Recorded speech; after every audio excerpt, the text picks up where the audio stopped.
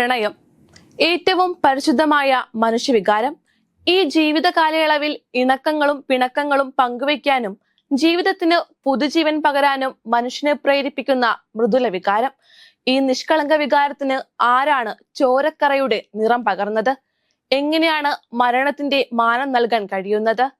പ്രണയ നൈരാശ്യവും ഒഴിവാക്കലും വില്ലനാകുമ്പോൾ അപ്പുറത്ത് നിൽക്കുന്നയാളെ ഒരു കരുണയും കൂടാതെ ഇല്ലാതാക്കാനുള്ള പ്രവണത ഇന്ന് ഏറി വരികയാണ്. പ്രണയം പകയാകുമ്പോൾ ചിറകറ്റ് വീഴുന്ന നമ്മുടെ യുവതലമുറ, ഹൃദയം തകർന്ന് അലമുറയിട്ട് കരയുന്ന ഉറ്റവർ. പ്രണയ കൊലപാതകങ്ങളുടെ തുടക്കം ആസിഡ് ആക്രമണങ്ങളിൽ നിന്നായിരുന്നു. തനിക്ക് കിട്ടാത്ത സ്നേഹം മറ്റാർക്കും കിട്ടേണ്ട എന്ന നികൃഷ്ട ചിന്തയാണ് ആസിഡ് ആക്രമണത്തിലേക്ക് നയിക്കുന്നത്. ഒരിക്കൽ തന്റെ പ്രണയത്തിന്റെ രൂപമായ പങ്കാളിയുടെ മുഖത്തെ വികൃതമാക്കി ആനന്ദം കണ്ടെത്തുന്ന ആൺകുട്ടികളുടെ മനസ്സിനെ ഏറെ ഭയക്കേണ്ടിയിരിക്കുന്നു. വടക്കേ ഇന്ത്യക്കാരിൽ അങ്ങേയറ്റം ക്രിമിനൽ മനസ്സുള്ള ചിലരുടെ ക്രൂരതയെന്ന് എണ്ണിപ്പറഞ്ഞും നെടുവീർപ്പിട്ടും കഴിഞ്ഞിരുന്ന മലയാളിയുടെ ഇടയിലേക്ക് ഏറെ നിശബ്ദനായി ആ വാർത്ത വന്നെത്തി.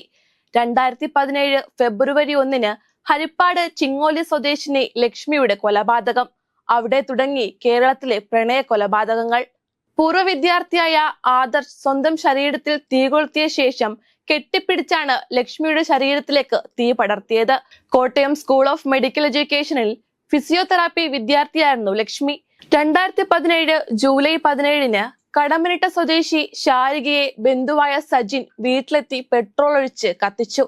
2019 മാർച്ച് 12 തിരുവല്ല സ്വദേശിനി കവിതയുടെ കൊലപാതകം. കോളേജിലേക്ക് പോയ കവിതയെ വഴിയിൽ തടഞ്ഞു നിർത്തി സഹപാഠി അജിൻ റെജി കുത്തി വീഴ്ത്തിയ ശേഷം പെട്രോൾ ഒഴിച്ച് തീ കൊളുത്തുകയായിരുന്നു. 2019 ഏപ്രിൽ 4 തൃശൂർ ചിയ്യാരത്ത് സ്വദേശിനി നീതുവിനെ സുഹൃത്ത് നിതീഷ് പെട്രോൾ ഒഴിച്ച് കൊലപ്പെടുത്തി. പ്രണയത്തിൽ നിന്നും പിന്മാറിയതിന് പുലർച്ചെ നീതുവിന്റെ വീട്ടിലെത്തിയാണ് നിതീഷ് കൊല നടത്തിയത്. 2019 ജൂൺ 15 മാവേലിക്കര വള്ളിക്കുന്നം സ്വദേശിനി സൗമ്യ എന്ന പോലീസ് ഉദ്യോഗസ്ഥയെ സഹപ്രവർത്തകൻ അജാസ് വിവാഹാഭ്യർത്ഥന നിരസിച്ചതിനെ തുടർന്ന് കാറിടിച്ച് വീഴ്ത്തിയ ശേഷം പെട്രോൾ ഒഴിച്ച് ചുട്ടുകൊന്നു. 2019 ജൂൺ 17 പെരിന്തൽമണ്ണ സ്വദേശിനി ദൃശ്യയെ വിനീഷ് എന്ന യുവാവ് കുത്തിക്കൊലപ്പെടുത്തി. 2019 ഒക്ടോബർ 9 എറണാകുളം പറവൂർ സ്വദേശി ദേവിക എന്ന 16-കാരിയെ സുഹൃത്ത് മിഥുൻ അഗ്നിക്കിരയാക്കി. ഒപ്പം മിഥുനും ജീവനൊടുക്കി. 2020 ജനുവരി 6 തിരുവനന്തപുരം കാരക്കോണം സ്വദേശിനി അക്ഷിത കൊല്ലപ്പെടുന്നത്. അക്ഷിതയെ കഴുത്തറുത്ത് കൊന്ന ശേഷം പ്രതി അനൂപും ആത്മഹത്യ ചെയ്തു.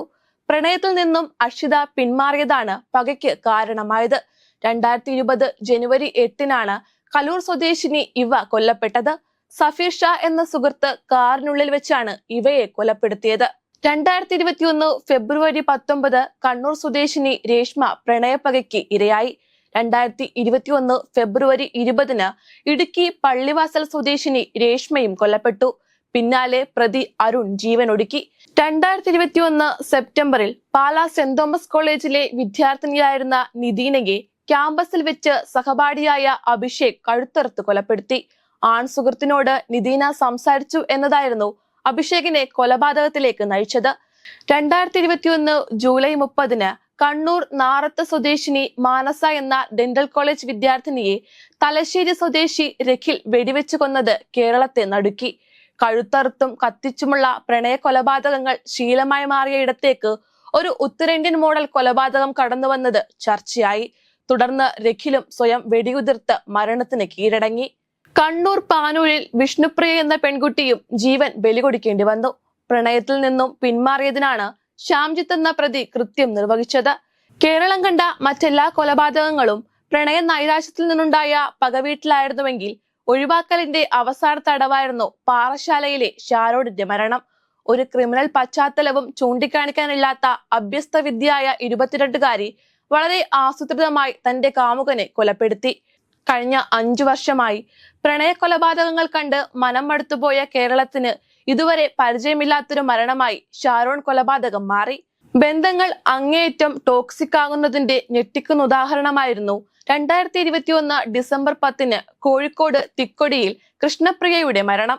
മുടി കെട്ടുന്നതിലും വസ്ത്രം ധരിക്കുന്നതിലും വരെ നന്ദു എന്ന കാമുകൻ ഇടപെട്ടിരുന്നുവെന്നാണ് സുഹൃത്തുക്കളുടെ മൊഴി.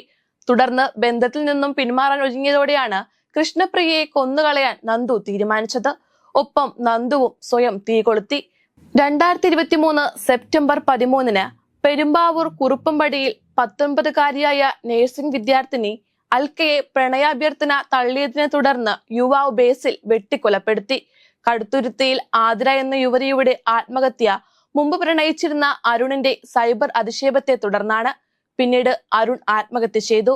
ഏറ്റവും ഒടുവിൽ പ്രണയപ്പകയിൽ ജീവൻ പൊലിഞ്ഞവരാണ് പത്തനംതിട്ട അടൂർ സ്വദേശികളായ അനുജയും ഹാഷിമും. അധ്യാപികയായ അനുജയും ഹാഷിമും സഞ്ചരിച്ചിരുന്ന കാർ കണ്ടെയ്നർ ലോറിയിൽ ഇടിച്ച് കയറ്റുകയായിരുന്നു. മരണകാരണം ഇപ്പോഴും വ്യക്തമല്ല. പ്രണയ കൊലപാതകങ്ങൾ മാത്രമല്ല, പ്രണയത്തിൽ നിന്നും പിന്മാറുമ്പോൾ ആത്മഹത്യ ചെയ്യുന്നവരുടെ എണ്ണവും കൂടി വരികയാണ്. നെയ്യാറ്റിൻകര സ്വദേശി മിഥു മോഹൻ കാമുകി അക്ഷര ബന്ധത്തിൽ നിന്നും പിന്മാറിയെന്ന കാരണത്താലാണ് ആത്മഹത്യ ചെയ്തത്. മിഥു ബന്ധത്തിൽ പുലർത്തിയ ടോക്സിക് പെരുമാറ്റങ്ങളും ആത്മഹത്യ ചെയ്യാനുള്ള യുവാവിന്റെ നിരന്തര പ്രേരണയും അക്ഷര പിന്നീട് വെളിപ്പെടുത്തിയിരുന്നു. പത്തനംതിട്ടയിൽ അനൂപ് എന്ന യുവാവിന്റെ ആത്മഹത്യക്ക് കാരണവും കാമുകി രേഷ്മ 14 വർഷമായുള്ള പ്രണയബന്ധത്തിൽ നിന്നും പിന്മാറിയതായിരുന്നു. സോഷ്യൽ മീഡിയയുടെ സ്വാധീനം കുറച്ചൊന്നുമല്ല പ്രണയത്തിൽ വില്ലനാകുന്നത്. പ്രണയം ഇല്ലാതാകുമ്പോൾ ഡിജിറ്റൽ തെളിവുകൾ വെച്ചുള്ള ബ്ലാക്ക് മെയിലിംഗ് ക്രൂരത തന്നെയാണ്.